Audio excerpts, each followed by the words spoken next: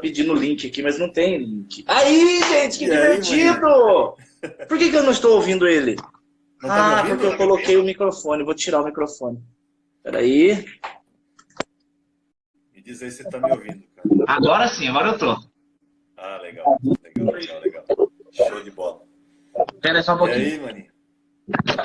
Deixa eu arrumar também uma bagunça aqui um pouquinho. Gente, é a primeira vez. Nós somos virgens de transmissão. Pelo menos eu, né? O Johnny não. Tá baixo isso aí? Você acha que tá baixo, cara? Eu tô te Pra ouvindo mim, bem. tá, eu não tô te ouvindo bem. Tem um eco aí.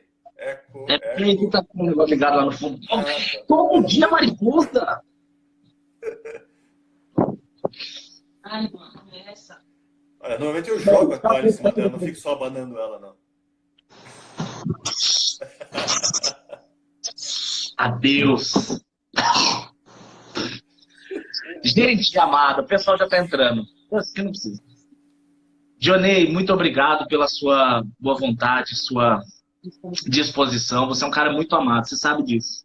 Ah, igualmente, meu irmão. Você sabe que nós somos irmãos, na verdade, amigos mais chegados ainda que irmãos. Muito mais E a do que gente tá isso. com... Amém, é verdade. E a gente tá com o mesmo formato de cabeça. Olha que horror. É mesmo. Vamos lá, Johnny, eu quero ler contigo e as pessoas vão acompanhando. Eu não sei porquê, mas eu não tô lendo comentários. Eu acho que apareceu. Nossa, se eu cliquei na tela, ele surgiu. E quando eu tiro o dedo, ele some. Estranho. Ué, mas o meu tá vindo direto aqui. Eu consigo, quer dizer, enxergar alguma coisa, né? Não é 100%, mas dá para enxergar. Tá bom. Vamos lá. Vamos orar primeiro, Johnny, para Deus dar... Vamos lá, Para manda Deus ver aí, mano. dar... Senhor, meu Deus, em nome de Jesus, quero te agradecer, Pai, pela minha vida, pela vida do Johnny, que o Senhor tem nos usado, graças a Deus, graças ao Senhor por isso, que tem nos usado para trazer a sua palavra. E eu quero te agradecer por cada um dos que estão assistindo, Pai, que estão tirando um pouco do tempo deles para entregar esse tempo a aprender as coisas do reino. Isso mostra, Senhor, que eles estão interessados em te conhecer e na própria salvação. Isso é maravilhoso, Pai. Abre os nossos entendimentos, abre revelações, Pai, fiéis, não necessariamente novas, Pai, mas fiéis, revelações fiéis, Pai, que nós sejamos honestos na Tua palavra e que o Espírito Santo traga paz, consolo, fortalecimento, ensino, correção, se necessário, e muito amor, em nome de Jesus. Bem? Amém. Amém. O texto que a gente vai ler é de Mateus capítulo 15, tá? Mateus capítulo 15. Ele mostra uma cena muito interessante que eu vou fazer o seguinte, Johnny, eu vou ler, aí depois você faz seu comentário, depois eu faço o meu, tá bom? Você sempre vai comentar primeiro, pode ser? Tranquilo, vamos lá. É um texto que se passa com Jesus e os seus discípulos. Eles estão pregando o evangelho, eles estão saindo pela nação a pregar. Mas aqui acontece uma coisa interessante. Jesus, ele sai do território de Israel. É a única vez, pelo menos, que eu me lembro que a Bíblia cita alguma coisa do tipo. Ele sai de Israel e ele vai para uma cidade, as cidades de Tiro e Sidom. Hoje, é mais ou menos localizado no Líbano, tá? Geograficamente falando. Ao norte E de Jesus... Israel, né? Oi? Ao norte Pode de falar. Israel ali, né? Eu ia falar em cima, mas eu levei xingo uma vez de um professor. Não é em cima, é ao norte. E aí ele chega em Tiro e Sidom e uma mulher vai atrás deles, entre aspas, perturbando eles. E a cena se passa aqui. Mateus capítulo 15, verso 21. Partindo Jesus, então, dali, foi para as partes de Tiro e Sidom. E eis que uma mulher cananeia, outras versões vão dizer sírio-fenícia, eu já vi até grega, mas enfim, que saiu daquelas cercanias, ou seja, daquela região, clamava dizendo, Senhor, filho de Davi, tem misericórdia de mim. Minha filha está terrivelmente endemoniada. E aí, Johnny? Vamos lá? Na verdade, né, está indo para território de gentios, e é interessante isso, porque Jesus sair de Israel, até porque ele vai deixar claro depois, logo mais nesse texto, que ele veio para as ovelhas perdidas da casa de Israel. Então, você vê que ele está saindo dali, e o texto também, que existe um texto correlato que fica lá em Marcos, capítulo 7, né? Inclusive no texto de Marcos ele diz que ele entra para meio que se ocultar, né? Para que ninguém soubesse que ele está naquela região. Porque se você olhar o capítulo de Mateus 15 e os versículos anteriores, o contexto, ele teve uma discussão com os fariseus ali, e a discussão foi relativamente feia, né? E ele sai de lá para buscar, digamos assim, como nós diríamos hoje, espairecer a cabeça, descansar um pouco, meio que fugir um pouco da toda aquela opressão e perseguição dos fariseus, e ele decide ir até Tiro e Sidom ali, né? Mas essa não é a única vez que ele vai aos gentios, de certa forma, porque lembra dos samaritanos, né? Os samaritanos, por judeu, ele está na região de Israel, mas os samaritanos são considerados como gentios pelos judeus, né? Não estou dizendo que a questão de Samaria ainda ficava na região do antigo Israel, mas de qualquer forma, para o judeu era como se fossem gentios. Só que dessa vez ele não está indo, digamos, numa missão, ele está indo escondido. Tiro e Sidom são cidades portuárias, praticamente, ali na beira do mar Mediterrâneo. Jesus foi para a praia. Foi para a praia. O que não é Quem não considerado hoje em gosta dia. de praia? Eu moro em Floripa. Eu não gosto de praia. Eu não gosto. Que gordo que gosta de praia? Que gordo que gosta de arrancar a camisa na praia? Eu gosto de frio e coloco um monte de roupa. Esse detalhe aí, a praia tem que ser daí mais, digamos, escondida, né? Para ninguém ver esse corpo esbelto que nós temos. Então, lá em Tiro e Sidom, né, você vê que são cidades cananitas, né? Isso é interessante colocar, porque essa região de Canaã, eles vêm da linhagem de Cã. Lembra do filho, né, um dos filhos de Noé?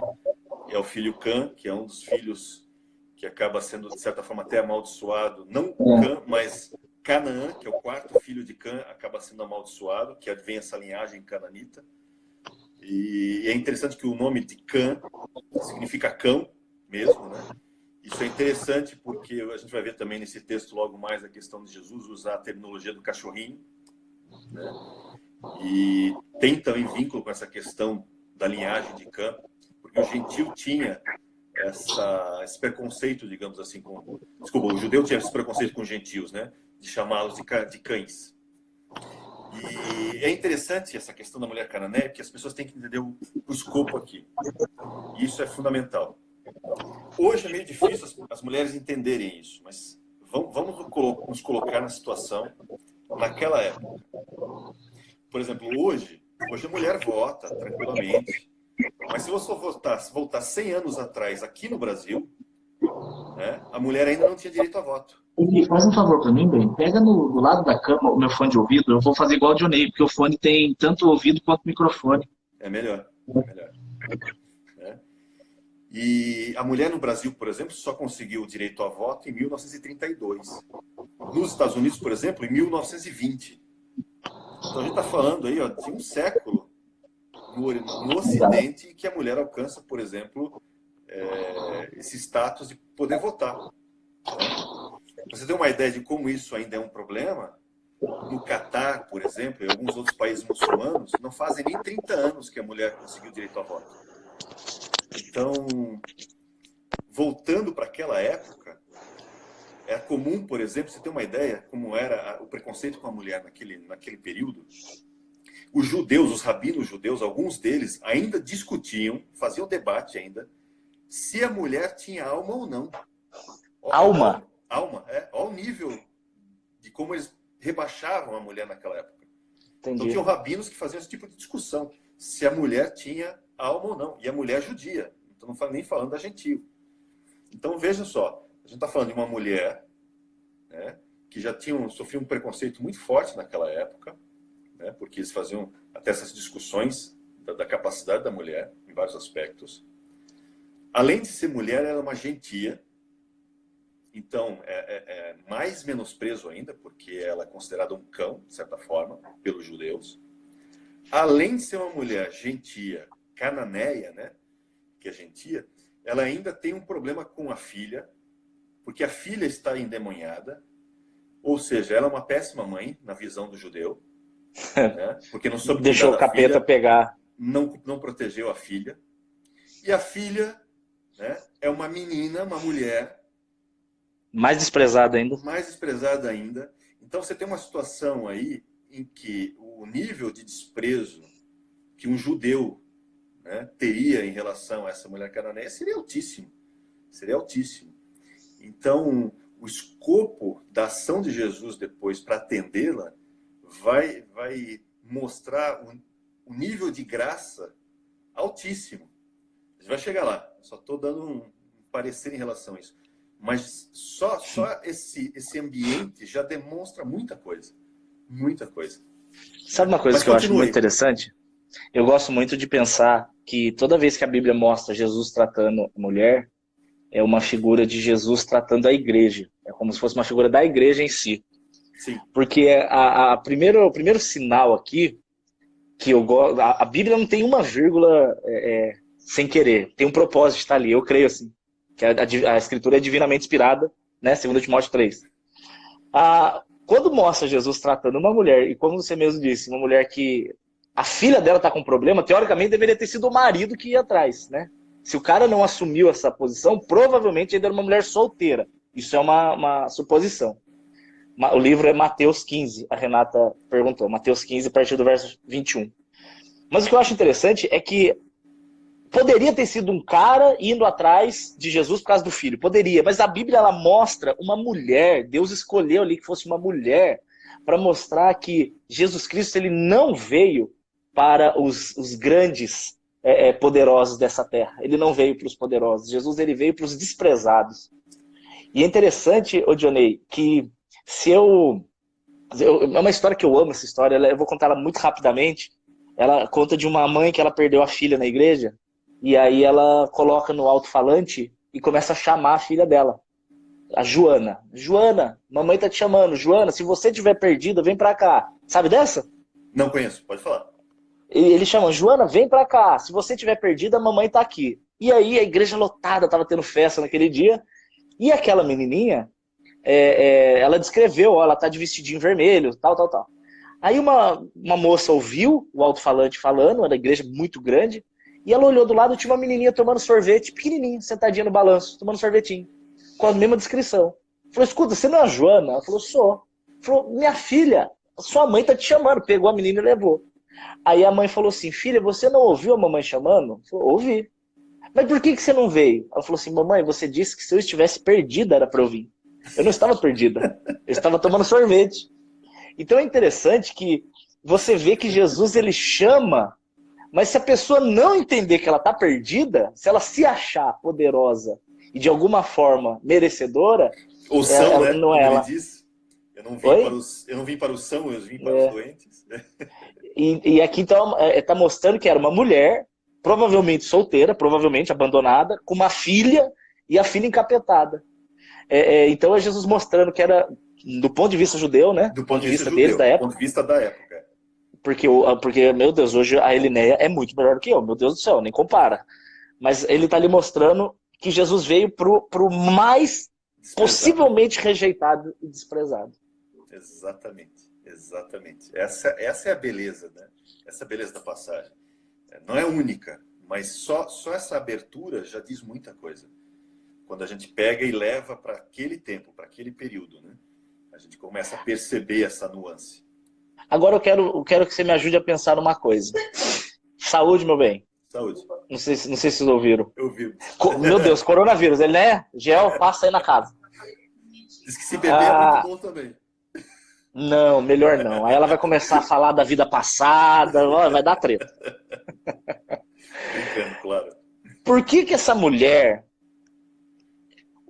Olha, só um comentário. Eu estava lendo ontem a passagem de João 11, quando Jesus ele vai para Betânia, e a Bíblia mostra, eu achei muito interessante isso, que Maria e Marta vão falar com Jesus, né? Só que o texto diz que Marta vai, e a palavra que chega ali é da Eureka, que eu encontrei, né? Não fala Eureka, fala Eurico, não sei falar exatamente. O termo que fala de Marta encontrando Jesus é um termo de quem encontra Jesus com raiva. Ela foi como quem chega assim bufando para falar com ele. Então, ela chega para Jesus brava e Maria chega ajoelhada e chorando. As duas falam a mesma coisa, né? Se o senhor estivesse aqui, nosso irmão estava vivo. Só que Jesus responde uma com uma patada teológica e Jesus responde a outra com amor. O jeito, né, com o qual através do qual, o modo como nós chegamos a Deus, muda muito a resposta dele com a gente. E essa mulher, ela chega a Jesus dizendo, ela não chega pedindo, né, igual muita gente faz na hora. Ela chega gritando. Não, mas sim, clamando. Ela grita, ela implora. Então, e é isso que é incrível, mesmo no desespero, ela não chega já pedindo as coisas, né? Porque muita gente vai orar só pedindo. Ela chega reconhecendo, Senhor, filho de Davi. Isso é. Ela se achega adorando primeiro. Ela primeiro chega adorando para depois fazer a petição. E por que você acha que ela fala, Senhor, filho de Davi, tem misericórdia de mim? Qual é a sua análise? Ela tem uma percepção teológica que hoje muitos, até no meio evangélico, não tem. Né? Ela é incrível. Primeiro que o texto de Marcos, quando complementa, o texto diz que ela ouviu falar de Jesus. Me lembrou muito a mulher de fluxo de sangue, que também ouviu falar de Jesus. Né? Então a fama de Jesus corria não só em Israel, na região da Judéia ali, corria, para fora mesmo. Tanto que quando ele sai, ele acha, né? Quer dizer, ele não acha, ele pretende ficar escondido. Mas a fama chega primeiro. Não tem como. A necessidade... Boa ou ruim, né? A necessidade vai atrás do único que pode resolver a solução. E ela, ouvindo falar, ela já faz o vínculo, né? Dá tudo a entender que ela reconhece como o Messias. E olha, é uma gentia. Mas, de alguma forma, ela tem algum conhecimento judaico. Até porque ela é vizinha dos judeus, de certa forma, né? Então ela tem que ter algum tipo de conhecimento. E ela não só reconhece Jesus como Messias, mas ela reconhece como Senhor. É isso. Isso é incrível. Porque hoje, ainda hoje, há um debate muito grande entre meios judaicos, até messiânicos, e alguns até evangélicos, na questão divina de Cristo. Né? Acham que, por exemplo, um testemunho de Jeová que acha que Jesus é uma criatura de Deus. Isso ainda, que é um absurdo. Repercute. Assim como desde o início da igreja, que os pais da igreja tiveram que também tratar com isso várias vezes. Né? A divindade de Jesus? De certificar a divindade de Jesus. Né? Isso ainda hoje, ainda tem debate sobre isso. Mas eu não consigo entender. Eu não consigo entender, Johnny. Quando o livro de Isaías diz, quando o Senhor diz para Isaías, se eu não me engano, o verso 45, eu sou o primeiro e eu sou o último. Capítulo 45, né? Eu sou o primeiro e eu sou o último. Alfa e ômega. Aí Jesus, em Apocalipse 1, fala a mesma coisa. Eu sou o primeiro e o último. O alfa e o ômega. Ele se identifica, né? Assim como ele fala que ele e o Pai são um. Pronto, ele está respondido. Tem textos até mais claros. Por exemplo, deixa eu pegar aqui, Tito 2. É um texto direto. Tito 2, deixa eu pegar aqui do 11, 12, 13. Né?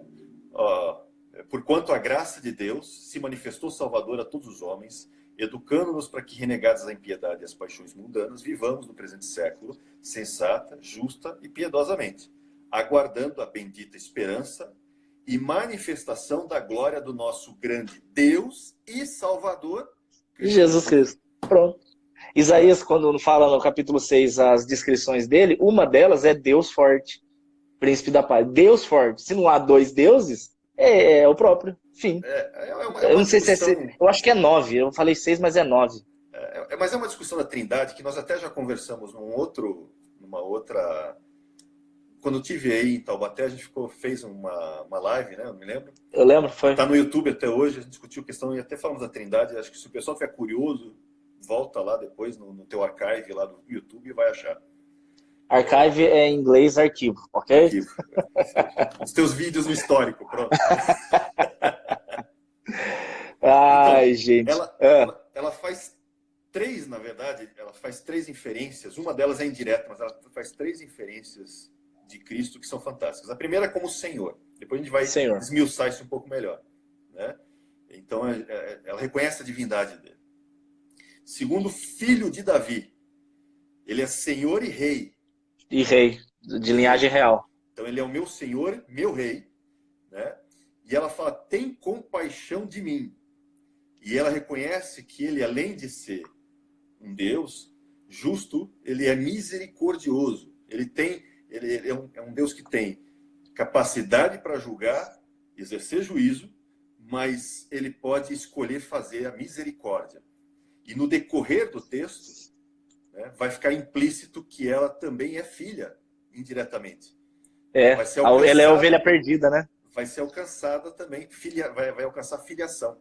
Essa é a parte interessante. São esses 3 níveis muito interessantes. Claro. Agora, Johnny, várias nuances aí. Por exemplo, o Lucas que está nos assistindo, ele mandou aí um grande mestre. Eu só não sei se foi para mim ou para você, mas vou deixar para você. o Johnny, eu, por exemplo, quando eu vou falar com um homem mais velho, com alguma pessoa mais velha, uma pessoa, sei lá, de uma importância socialmente falando, eu trato ele como Senhor. Mas, pelo que eu estou lendo aqui na Bíblia em grego, quando ela chega para chamar de Senhor, é Kurios, que tá Kyrios, mas é porque eu estou vendo em inglês, deve ter diferença, não sei. De qualquer forma, aqui está dizendo assim, que essa palavra que ela usou significa uma pessoa que exerce total ownership, ou seja, total direito, total. Ela está dizendo para ele: você é dono da minha vida. Não é uma questão de respeito como Senhor. Eu não estou te respeitando como Senhor, mas é porque o Senhor é meu dono. Isso não é incrível? Isso é fantástico, né? Porque é como se fosse uma propriedade exclusiva, única. Você pode fazer o que você quiser comigo. Eu sou plenamente seu, no caso sua, né? Ela está se dirigindo a ele. Ela reconhece esse senhorio dele, esse poder, esse domínio que ele tem sobre ela, né? Que é o mesmo dado, por exemplo, muitas vezes, se você pegar a Septuaginta, o termo muitas vezes traduzido para Deus nesse sentido é a mesma palavra, né? Que é essa palavra em grego, Kyrios, o Kurios, né? Que em hebraico seria o Adonai? Em hebraico seria Adonai, mas eles pegaram e transliteraram muitas vezes o tetragrama sagrado, né? Yud, Rei, Vav, Rei. O Yavé. O Yavé, ou Yahweh, como alguns colocam, como Kurios. Né? Ô, Johnny, entenda, você está falando para pessoas, muitas delas não estão entendendo nada do que você fala. A gente tem que ser bem minucioso. Quando você fala Dadvei, Dadvrei, as pessoas acham que você está falando em língua estranha. Ah, tá. É porque que Deus se apresenta com vários nomes, mas existe um nome muito especial com o qual ele sempre se identifica, que na Bíblia, em algumas Bíblias, está transliterado para o nosso idioma como Jeová. Né? Só que Jeová, na verdade, é uma transliteração para o nosso idioma do hebraico, e no hebraico seria, digamos, são letras em hebraico, né?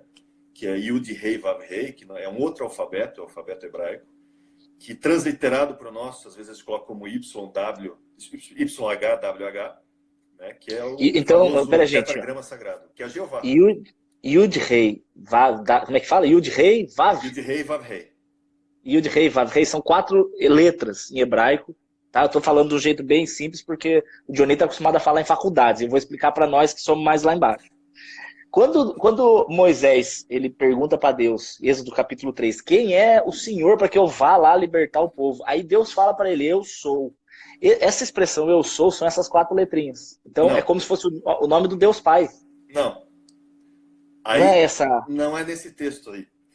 Não, mas a ideia do Yavé não é eu sou? Então, não. A ideia do Yavé é aquele que existe. Vamos lá. Quando ele pergunta para Deus qual é o seu nome, e ele vai falar em hebraico, vai falar assim: Erie, Asher, Erie. Ele está falando. O que é Erie, gente? Ele fala língua estranha. É uma língua estranha, realmente. Não deixa de ser. O que é Erie? Lembra? Eu falei que o tetragrama são 4 letras: Yud, Rei, Vav, Rei. Yud é o Y, equivalente, por exemplo, ao Y. O Rei é equivalente mais ou menos ao nosso H. O Vav é equivalente ao V ou W, por isso vai ver algumas variações aí. E, novamente, o Rei, que é o H. Por isso que é YH, VH ou YH, WH. Yud, Rei, Vav, Rei em hebraico. Quando ele fala RE, ele está falando Aleph, Rei, Vav, Rei. Ele não está falando Yud. Ele troca a primeira letra. então, a primeira letra que é um Aleph. Por quê? Porque aí a gente não sabe exatamente que isso se perdeu com o tempo, com a história, né? O exato significado dessa expressão e a sua origem, mas ela se acredita muito que é uma digamos, uma variação do verbo ser, né? Porque Hayá, em hebraico, é ser. E Hayá, basicamente, envolve essas letras, né? Que é Rei, Vav, Rei. E é como se Deus, no caso do capítulo 3 de Êxodo, que ele responde, né, eu sou, ou Erie também pode ser traduzido como serei. Então, você tem duas possíveis traduções para esse texto. É serei o que serei, ou eu sou o que sou. Né? E aí depende muito de como você vai fazer essa entonação. Por isso que os tradutores acabam traduzindo geralmente para eu sou o que sou. Mas ali ele não está usando o nome do tetragrama sagrado. Ele vai usar o tetragrama sagrado, o nome, no capítulo 6 de Êxodo, quando ele vai falar para Moisés, ó Moisés, eu falei com seus pais, os patriarcas, né? Mas eles não me conheceram pelo meu nome. O meu nome na época não foi revelado a eles. Então eles chamavam como, de El Shaddai. Como El Shaddai, né? É o Elion, né? O Altíssimo, né? Que é El Shaddai, é o Todo-Poderoso, que também tem uma série de variações relacionadas a isso na tradução. E aí, aquele sim, que lá ele diz, o meu nome é Yud Rei Vav Rei. Aí ele diz. Então, o que significa Yud Rei Vav Rei, partindo já que tem aquela do eu sou, que ele fala no capítulo 3, o que eu posso inferir, talvez, no capítulo 6, quando ele se revela? É como se disse assim, eu sou aquele que existe, ou eu dou o ser, aquela questão que eu quem dou o ser. Tem uma série de variações aí, né? Mas é como se Deus dissesse, olha, eu sou aquele que sempre existiu. Então, todo ser que existe depende de mim, porque quem dá o ser sou eu. Isso, filosoficamente, é muito profundo, porque isso tem raízes filosóficas enormes aí. Porque, por exemplo, aquela história que a gente já conversou, antes de Deus criar o universo, ele existia. Ou seja, ele sempre existiu. É como se ele dissesse, eu existo, eu sou, eu sempre existi. E eu é que dou a existência.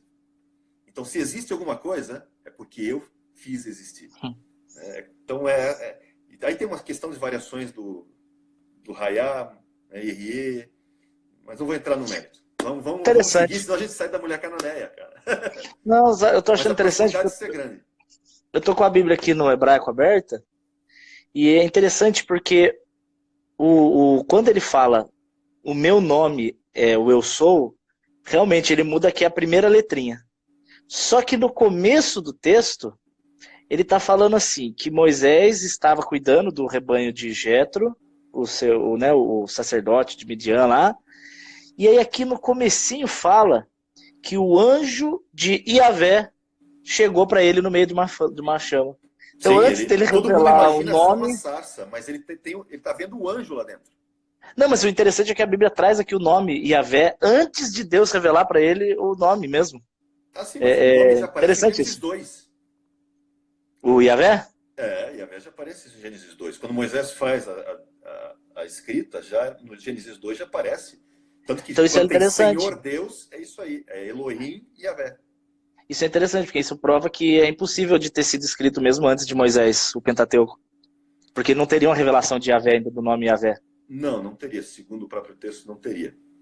Então, realmente, se Moisés escreve, e Moisés, como um autor onisciente, entre aspas, né, porque ele conhece a história, ele está narrando uma história, então ele que já conheceu Iavé, já conheceu, né, essa terminologia, então ele acaba incluindo isso, claro, por inspiração do Espírito, né, nos textos desde Gênesis 2 em diante. Você vai interessante. Ver. Tá? Mas aí a gente podia fazer isso outra vez. Porque, nossa, senão vai perder o foco. Em Gênesis 1 não aparece Iavé, aparece só Elohim. Em Gênesis 2 aparece Elohim e Iavé. E isso tem sentido até. E isso vale a pena colocar, porque vale a pena para a questão da mulher cananeia. Deixa eu explicar isso aqui, que é interessante. Mas a Mayara está perguntando, a origem, é o que a gente está falando até agora.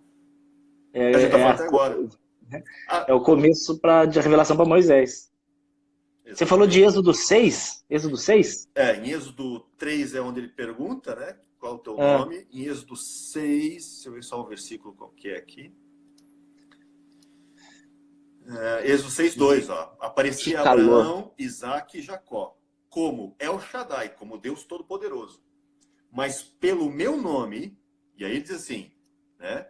Yehová, Yahvé, e aí vai, depende da pronúncia, não lhes fui conhecido. É onde ele diz o nome, aí sim ele diz com Yud, Rei, Vav, Rei. É o verso 3, Êxodo 6, 3. Desculpa, 3, isso mesmo, 3. Êxodo 6, 3. Legal. Vamos lá. E o que isso tem então de impacto para a mulher cananeia chegar para Jesus e não chamar ele de mestre, não chamar ele de profeta, mas chamar ele de Senhor? E Senhor misericordioso, porque ele vai buscar misericórdia aqui, ela vai buscar misericórdia. E aí? Deixa eu aproveitar e fazer esse vínculo com o nome de Deus, que isso é importante. Tem dois nomes muito fortes para Deus. Esse a gente conversou agora, Yud, Rei, Vav, Rei, né? E existe o Elohim, o famoso Elohim, que está lá em Gênesis 1 já, né?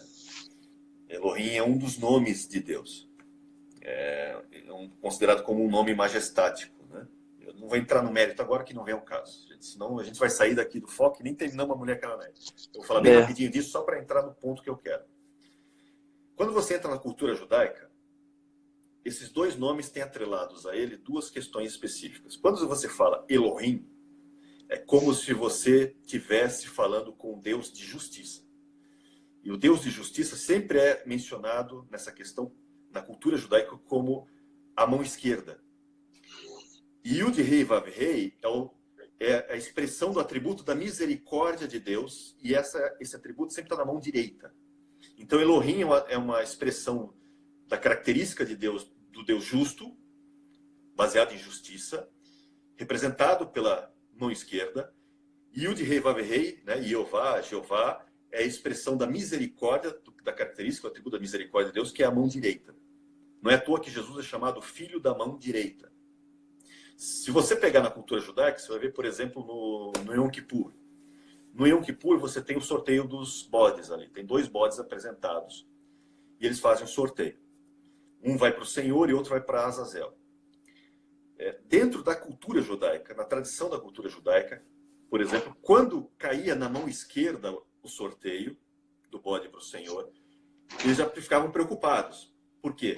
Porque se caísse na mão esquerda, eles entendiam assim, opa, caiu no braço de justiça. Então a gente vai ter um ano difícil. Vai ser um ano difícil.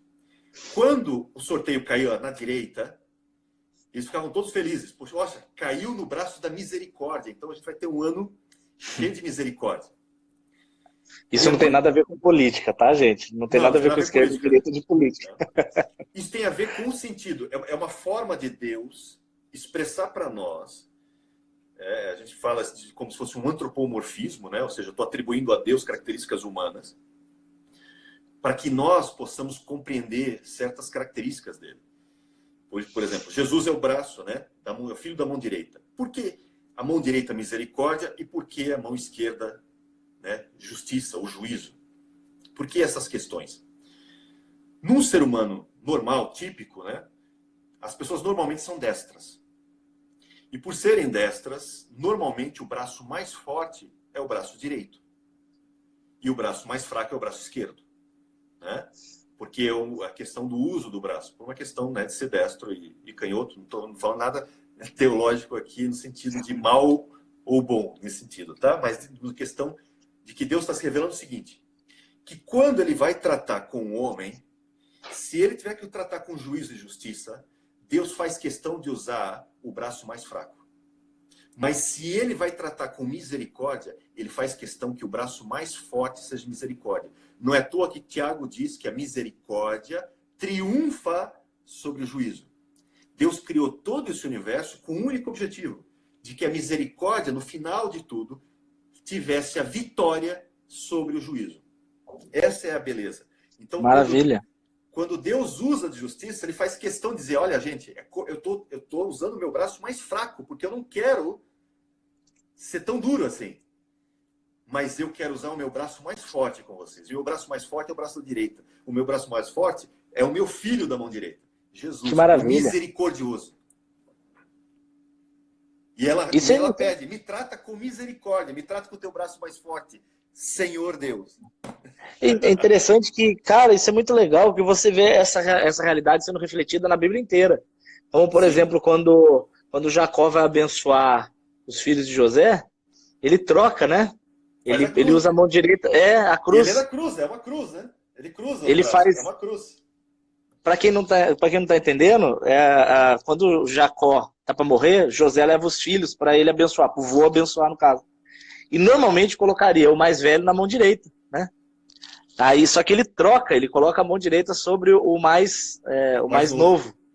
Eu Efraim. tenho até medo, de falar, mas eu li uma vez que um é prosperidade e o outro é esquecimento.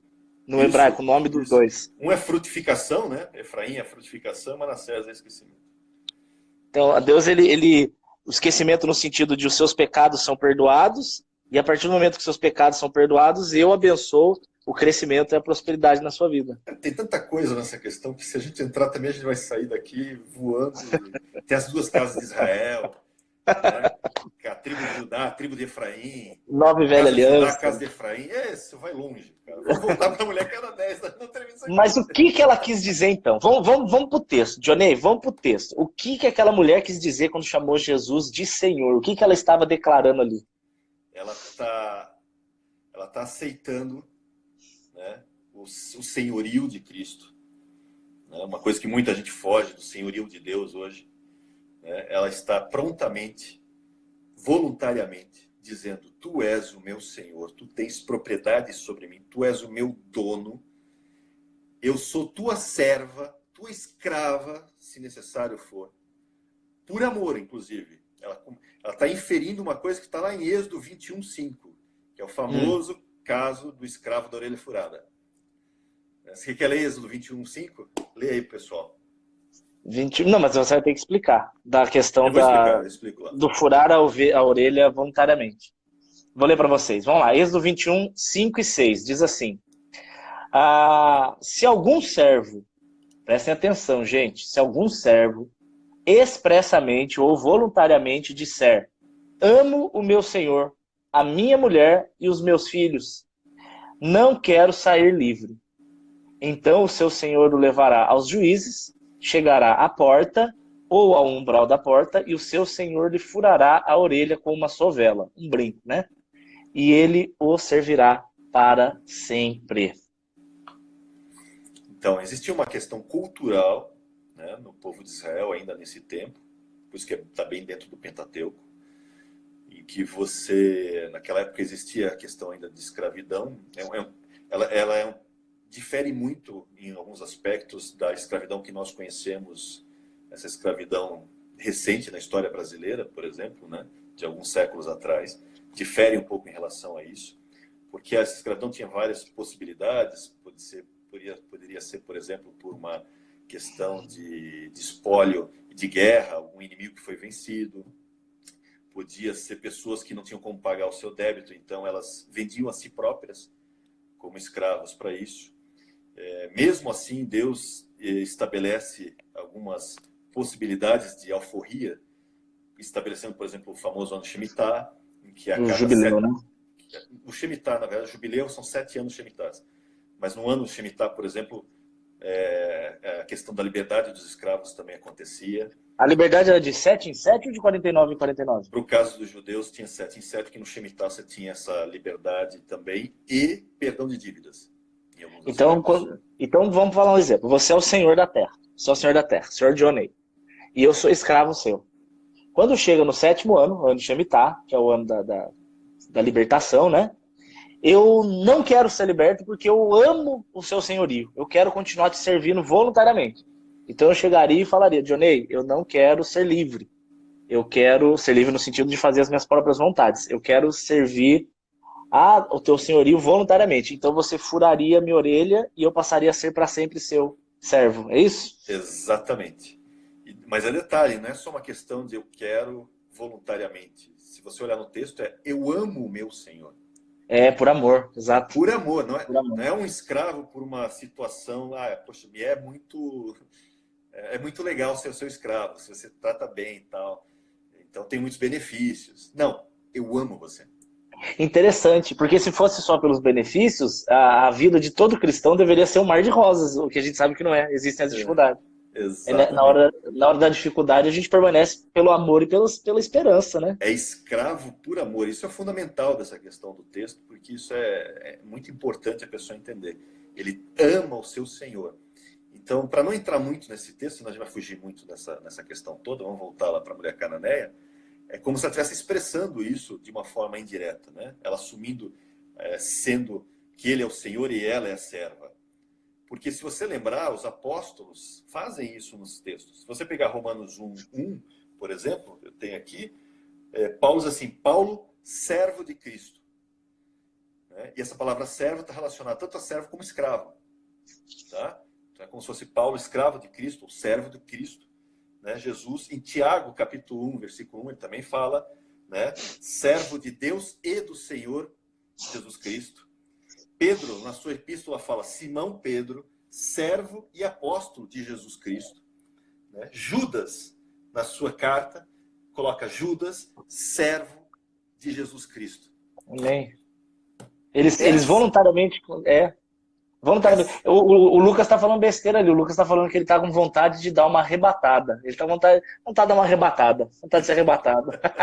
Eu também tô. Não é só ele, não. Eu também. É muito bobo, velho. Eu posso ser arrebatado. Eu tinha medo de Jesus voltar sem eu descobrir como é que é o sexo. Eu não tinha casei virgem, aquela coisa toda. E ó, não é nada do que falam, viu? Não tem nada. A cara de brava da mulher. Tô brincando, velho. Ô, Dionei, eu ouvi uma frase uma vez que eu acho que tem tudo a ver com o que a gente está falando. A frase que eu ouvi dizia o seguinte: muitas pessoas trazem Jesus para... Dizem que aceitam Jesus, né? E elas trazem Jesus para ser participante da rotina delas. Ela traz Jesus para fazer... Então eu tenho a minha rotina de segunda a sábado e domingo com Jesus. Mas quando Jesus nos chama para ser nosso Senhor... Porque a primeira pessoa normalmente trata Jesus como mestre, né? Ele tem os ensinos bons. Eu sigo os ensinos. Mas eu não me submeto. Né? Até como um profeta. Bom, bonito que ele fala. Bonito. Mas existe uma outra realidade que é o quê? Eu entendo que Jesus me chama para fazer parte do reino dele. Ele que me encaixa no reino dele. Por isso que ele chama de filho de Davi, né? Quando ela chama de filho de Davi, ela está dizendo, o Senhor é rei. Rei de quem? Meu rei. Meu rei. Meu rei. Senhor, não é só Senhor. O Senhor é Senhor e rei meu. Maravilha. É impressionante porque você vê pela condição da história ainda, né, do ministério de Jesus, que vários dos discípulos não tinham essa percepção que essa mulher teve. Vários deles ainda estavam na dúvida se realmente ele era Senhor mesmo. Tanto que ele vai perguntar. Né? Até Pedro interpelar e dizer, não, tu és, né, o Senhor. Mas é interessante, porque ela tem uma percepção e ela é gentil. E ela só ouviu falar dele. E ela só tinha ouvido falar. E só tinha ouvido falar, desprezada ainda. Se você fosse um calvinista agora, você teria um testaço para predestinação, rapaz. Eu não sou calvinista, nem arminiano, já, porque já tirar a dúvida antes que queriam brigar. Eu sou de Jesus. Eu acho que a doutrina transcende essa questão humana. Me diga na prática. Dionei, Jesus Cristo é o teu Senhor? Sim. E o que isso na prática quer dizer? Quer dizer que quando eu morri com ele, né, porque de certa forma nós morremos com ele, a minha vida agora é dele, a minha vontade não é mais minha. Amém. A minha vontade é a vontade dele. Eita. E aí é onde muita gente no meio evangélico hoje se engana. E eu vou usar um exemplo para você. Por exemplo, eu fiz até um aconselhamento pastoral há algum tempo. E uma pessoa estava passando uma série de dificuldades, ele veio e contou as dificuldades. E o maior problema da situação dele, ele tinha se separado da esposa e estava buscando voltar com a esposa, mas a esposa aparentemente não estava disposta.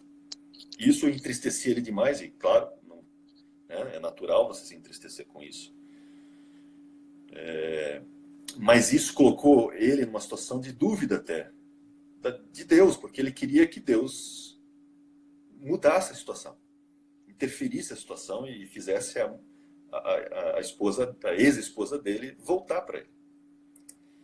E aí eu falei para ele uma coisa, como a gente já se conhecia, eu falei assim, olha, eu vou falar com você, mas você não vai ficar chateado comigo, você já me conhece, eu não vou fazer rodeios e floreamentos com você, eu vou direto ao ponto.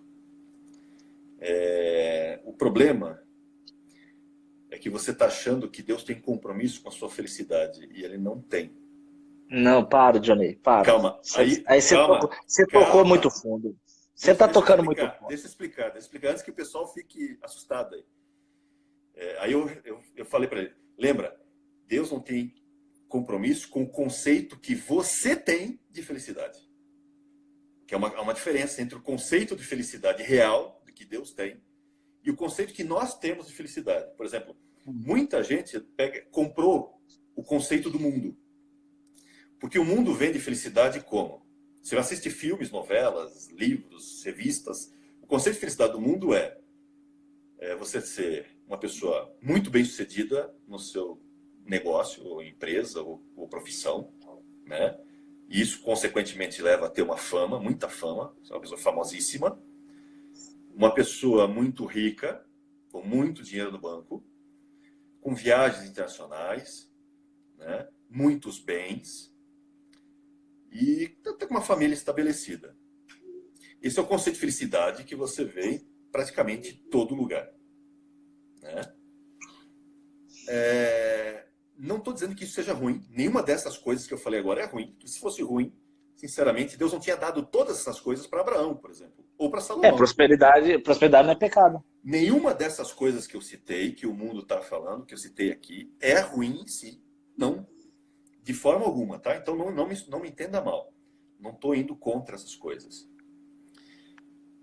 O problema está no foco. Explico. Jeremias 9, se não me engano, 21, vamos pegar aqui, para não citar errado, né? Porque eu não gosto de citar texto errado e fora de contexto. Deixa eu só ver se é esse mesmo. 23. Jeremias 9, 23, 24. Olha o que o texto diz. Assim diz o Senhor: não se glorie o sábio na sua sabedoria, nem o forte na sua força, nem o rico nas suas riquezas. O que ele está dizendo ali? Está dizendo o seguinte: você, por acaso, quer ter glória? Você quer ter glória em alguma coisa? Quer se gabar de alguma coisa? Olha, já vou dar uma dica. Não se gabe porque você se acha sábio, que você tem conhecimento, é sábio, né? E aí, consequentemente, vem fama, etc. Por quê? Por que não se gloriar com a sabedoria? Se você é uma pessoa sábia. Porque a sabedoria verdadeira não é sua, ela vem do alto. Amém. Então nós não temos... A nossa sabedoria nos foi outorgada, nos foi dada. Inclusive, ela toda está em Cristo, né? Como diz o autor lá como diz Paulo, né? Cristo é a fonte da sabedoria. Ou seja, não sou eu. Se eu sou sábio, por exemplo, não posso me gabar disso, porque essa sabedoria não é minha. Me foi outorgada do alto. Então não posso me gabar disso, me gloriar por isso. Aí ele fala assim, nem o forte na sua força. Por exemplo, tem gente que diz assim, olha, essa empresa que eu construí, né, esse império que eu construí, é porque eu acordava às 5 da manhã, trabalhava 14 horas por dia, tal. Olha o que eu fiz, olha quantos bens eu adquiri, olha como é vasto, né? É tolo. Porque se Deus não permitisse, nem levanta a cama. Não, se ele ficar doente, acabou. Se ficar doente, acabou tudo. Então, a força ou o poder que você acha que tem, influência, ela não é sua, te foi outorgada, foi dada, foi permitida pelo Senhor. Então, não adianta se gabar nisso, porque não é nosso. E ele diz assim, nem o rico na sua riqueza. Por quê? Porque ele é o dono do ouro e da prata, não somos nós. Então, nenhum desses itens, que são todos esses itens que o mundo vende como sucesso, Deus está dizendo, olha, tudo isso que vocês acham que é sucesso, não é. Porque tudo isso a mim me pertence. E se você tem, é porque eu dei. Por isso que no versículo 24 ele diz, agora, se você quer se gloriar, se você quer, né, se gabar de alguma coisa, eu vou dar a dica, hein? Glorie-se nisto. E o que ele vai dizer? Em me conhecer e saber que eu sou o Senhor. E Amém. faço. E aí ele diz, olha coisa interessantíssima. E faço. 3 coisas ele vai dizer. Misericórdia, juízo e justiça na terra. Porque essas coisas me agradam. Então o que ele está dizendo? Olha, Você quer ter sucesso do ponto de vista de Deus? Tem intimidade com Ele. Porque conhecer e saber ali é no sentido de entender quem Deus é, cada vez mais, por experiência própria. São os dois termos em hebraico, não vou entrar no mérito, mas é quanto mais você conhece a Deus, mas não é conhecer de ouvir falar, é conhecer também por experienciá-lo, vivenciá-lo. Então, quanto mais intimidade você alcançar com Deus, maior a sua glória. Amém. Mais glória você tem. E aí ele diz, olha, eu faço 3 coisas, hein? Misericórdia, juízo e justiça. Perceba bem, Deus sempre oferece primeiro a misericórdia. Deus nunca vem sem oferecer antes a sua misericórdia. Ele não vem com o juízo e com a justiça antes. Não, Deus sempre apresenta a misericórdia. Por isso que eu digo que sempre foi graça. Você vai ver lá em Noé. Antes de vir o dilúvio, Noé foi pregador da justiça. Noé ofereceu uma oportunidade de salvação, de misericórdia. Antes da praga do Egito também foi avisado. Sempre Deus avisa. Sempre Deus avisa. Sempre Deus oferece misericórdia. Jesus em si é uma expressão desse texto. Porque Jesus, na sua primeira vinda, na primeira vinda, ele vem como o quê? Oferecer misericórdia. O Cordeiro. A graça de Deus está estabelecida. Na sua próxima vinda, em Mateus 25, ele diz, olha, na próxima vinda eu venho como juiz, eu venho julgar. Aí é o leão. Eu vou exercer juízo. E depois disso, um reino de justiça. É exatamente o mesmo padrão colocado aqui. Então, isso é fundamental porque muitos crentes buscam a felicidade que o mundo oferece e esquece que a fonte dessa felicidade é Deus. Por isso que o texto, por exemplo, de Salmo 37, 4 e 5, tem um texto que às vezes as pessoas não entendem, que diz assim, agrada-te do Senhor, deleita-te, e Ele né? satisfará os desejos do teu coração. Ou deleita-te no Senhor, e Ele satisfará os desejos do teu coração. Eu vou pegar a essência disso no hebraico, a NTLH, que eu não gosto muito, mas a NTLH capturou a essência do texto. A nova tradução da linguagem de hoje. Isso, nova tradução da linguagem de hoje. Ela diz assim, põe a tua felicidade no Senhor. Amém. E então, Ele satisfará os desejos do coração. O que eu falei Que para ele? maravilha. Eu falei para ele o seguinte, o teu conceito de felicidade não está centrado em Deus. O teu conceito de felicidade está centrado em uma outra pessoa. Num casamento feliz na tua esposa. Um casamento feliz na tua esposa. Que não é errado, não estou dizendo que seja errado. O problema é que a fonte da tua alegria não está em Deus. A fonte da tua alegria está em outra coisa que não é Deus. Deus não é Deus em segundo lugar. Deus é Deus em primeiro lugar. Ele não aceita em segundo lugar. Então, as pessoas têm que entender o seguinte. Se você colocar a felicidade, a alegria do teu coração nele, então, por isso que tem a sequência, então, sim, ele satisfará os desejos do teu coração. Só que é interessante que quanto mais eu coloco a minha alegria e a minha felicidade nele, mais eu vou me parecendo com ele. E a minha vontade vai sendo mudada. Você vai perceber isso. As pessoas que começam a ter intimidade com Deus vai perceber que ele tinha vontades que passaram. Ele tem outras vontades agora. Ele tinha vontades, às vezes, de projetos e carreiras que eles, não, peraí, meu foco mudou. Nossa, Johnny, que legal que você está falando. Eu estava saindo hoje do condomínio para ir comprar... Eu fui procurar máscara e não achei. E o carro tá fazendo um monte de barulho no freio. Apitando o freio. Só para te avisar, o ao vivo acaba com 1 hora. Nós temos 5 minutos e 40 segundos. Aí vai acabar. Ele para. E a gente ficou no segundo verso, eu te falei. E o Lucas, inclusive, o pastor Lucas aqui de Taubaté, que está assistindo a gente aí, ele falou uma coisa comigo uma vez que faz muito sentido. Porque eu tava saindo com o carro e começou a apitar o freio hoje, né? Gente, eu simplesmente fechei o vidro e falei, dane-se. Se fosse há um tempo atrás, fosse coisa de 2, 3 anos atrás, antes de casar, eu na hora estaria parando no mecânico e mandando ele passar alguma coisa, porque eu não suportaria um barulhinho no freio. O meu freio do carro tem que estar funcionando super bem. O que o Lucas falou, uma coisa é muito verdade. A gente coloca na nossa cabeça que a realização dos meus sonhos trará a minha alegria e a satisfação que eu tanto sonho, né? Tanto espero. Então, se o cara acha que ele tem que fazer muito sexo, ele vai fazer muito sexo. Ou se ele tem que ganhar dinheiro, ele vai ganhar muito dinheiro. Se é pra ser fama, muita fama. E o pior é que chega lá, conquista e não alcança. O que você está falando tem tudo a ver aqui com o texto de Romanos 12. Porque o texto de Romanos 12, famosíssimo, ele diz assim, irmãos, primeiro, apresenteis os vossos corpos como sacrifício vivo. Ou seja, submeta-se ao senhorio de Jesus. Deixa ele. Aí fala depois, né? Com culto racional. E não vos conformeis com esse mundo. Ou seja, deixa Deus te conformar à imagem dele. Aí então, você vai experimentar a boa, perfeita e agradável vontade de Deus. Aí você vai ser feliz. Depois de você se isso aí. entregar ao soberano, ele vai te moldar, aí você vai ser feliz. Não é realizando os planos que você tem. É isso aí. E essa é a beleza, né, da mulher cananeia. Ela reconhece esse tipo de senhorio. Ela reconhece isso nele. Ela diz, tu és o meu Senhor. E eu aceito isso, né? Aí, claro, a gente está fazendo uma inferência, mas pelo termo que ela usa, eu aceito isso voluntariamente, por amor. Porque reconheço quem tu és. Tu és o meu Senhor.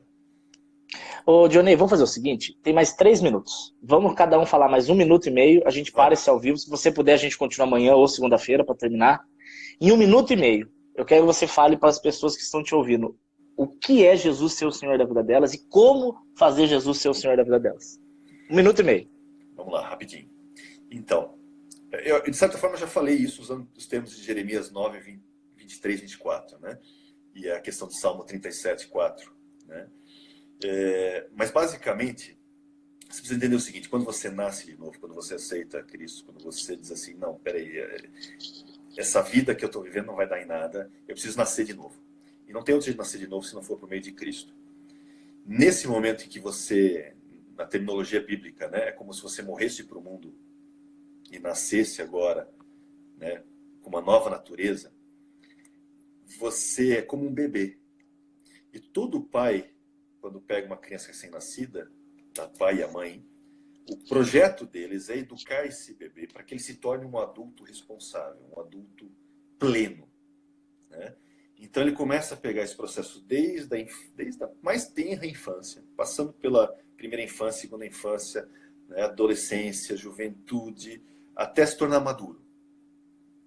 E se você lembrar da sua própria infância, você vai descobrir que na infância tinha certos desejos e vontades que foram mudando na sua segunda infância, que na adolescência já eram outros, que na juventude já eram outros. A sua mente de jovem é diferente da sua mente de adolescente, que é diferente da sua mente de criança. Assim como você se tornou maduro, para quem já passou, né, para a maturidade, você vai perceber todo esse processo lá atrás. Teu pai e sua mãe, espero, tenham tentado fazer isso da melhor forma possível.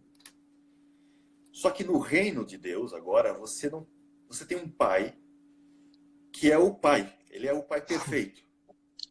Ele vai te educar nesse processo todo. O que você precisa fazer? Se você já tem idade suficiente para entender isso, você só precisa obedecer. Eita. Quanto mais você lê a palavra, e como é que eu consigo saber o que Deus quer comigo? Leia a palavra. Leia, encha-se da palavra. Quanto mais palavra houver em você, mais rápido você passa pelos processos da primeira infância espiritual, da segunda infância espiritual para a adolescência, para a juventude e até chegar à maturidade, que é a semelhança de Cristo. O projeto de Deus para você é fazer de você a imagem do Filho. Amém. Para você andar como ele andou. Esse é o projeto. 1 minuto. Já deu 30 segundos só? Você falou 2 minutos e 20. Então tá bom, já deu. Tá bom, é isso aí.